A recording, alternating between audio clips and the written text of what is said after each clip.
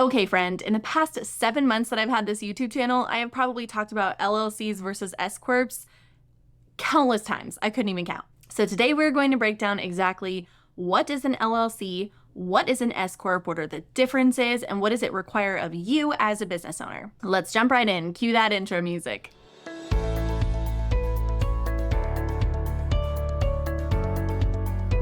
All right, first things first, LLC. So this is the step up from being a sole proprietor. As a sole proprietor, your social security number is your business number, and it all rolls up into your tax return. As an LLC, you actually have a business identification number. You have to apply to receive one, and your business is now kind of this living, breathing thing on its own.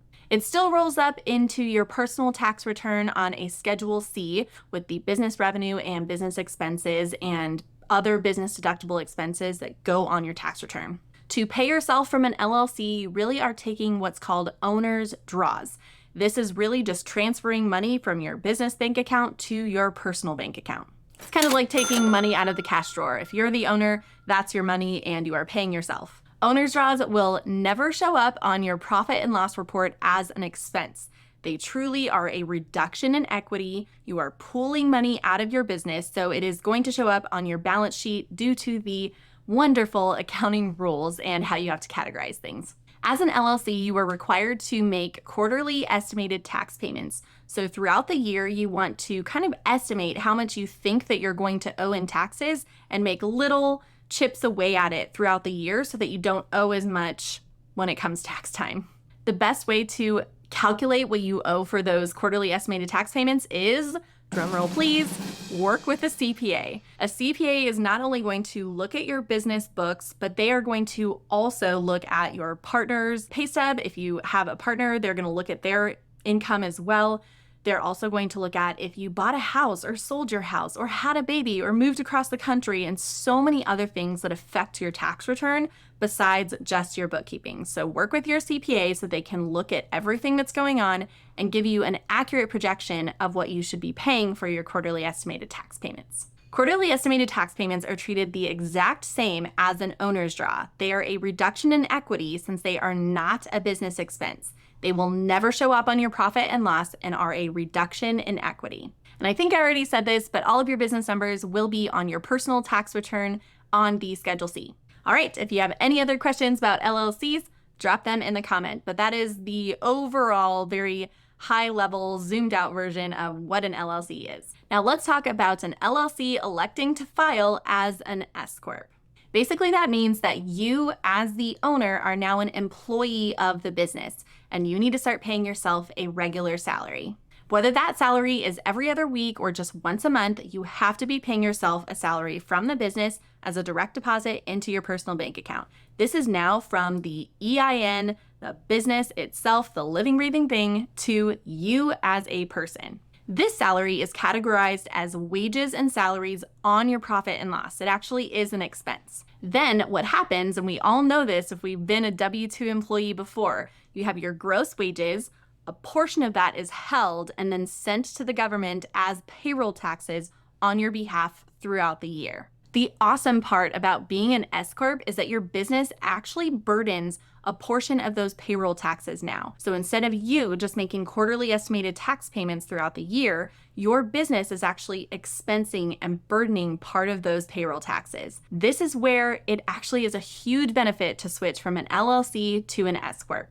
Yay, saving money on taxes. Can I get an amen? But while we're cheering and saying amen, I also want to say that I have seen way too many business owners switch too fast from being an LLC to an S-Corp.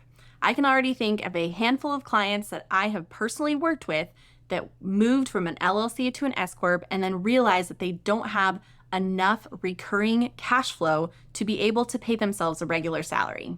Then, if you ever do decide to switch back from an S-Corp to an LLC, you cannot elect to file as an S-Corp again for 5 years. Yikes. So, moral of the story is that if you cannot afford to pay yourself a regular salary on a regular basis, don't do it. Just wait, give yourself another year, and then check again in the next year.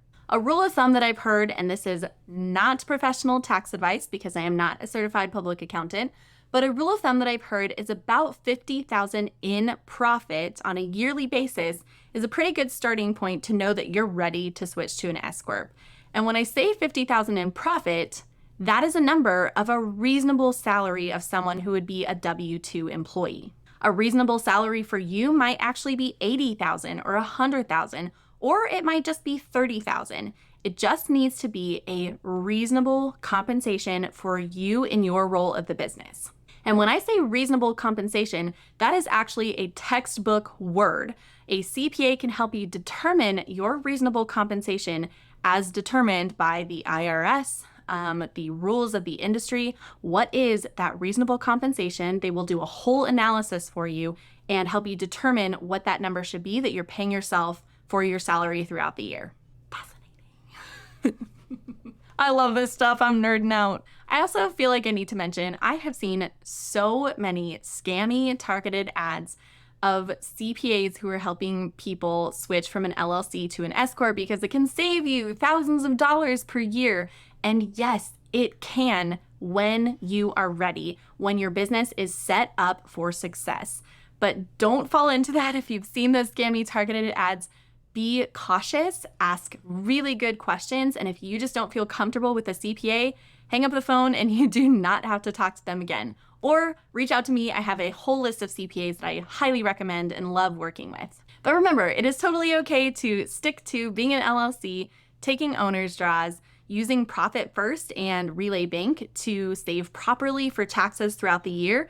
And then when you really feel like you are making lots of revenue and lots of profit, talk to a CPA about switching to an S-Corp and ask them for that calculation to make sure that it would be a benefit to you. Woo, this one was a doozy, but so fun. See you next time.